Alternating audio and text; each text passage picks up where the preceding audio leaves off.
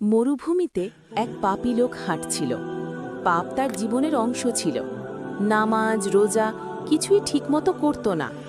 হঠাৎ সে দেখল একটা কুকুর হাঁপাচ্ছে, জিহ্বা বের হয়ে গেছে, পানির জন্য মরছে। লোকটার গলা শুকিয়ে গেল। সে নিজেও তৃষ্ণায় কাতর। লোকটা কুয়োর কাছে গেল, নিজের জুতো খুলে তাতে পানি ভরে কুকুরটার মুখে ধরল। কুকুরটা পানি খেল, আর লোকটা চুপচাপ তাকিয়ে থাকল। ঠিক তখনই তার মৃত্যু হল। লোকটা ভাবল, আমি তো সারা জীবন পাপে ডুবেছিলাম, আজ বুঝি শেষ।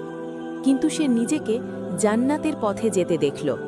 অবাক হয়ে সে জিজ্ঞেস করল, ইয়া আল্লাহ, আমার তো তেমন কোনো আমল নেই। উত্তর এলো, তুমি একদিন আমার সৃষ্টির উপর দয়া করেছিলে, আমি তোমার সব গুনাহ মাফ করে দিয়েছি।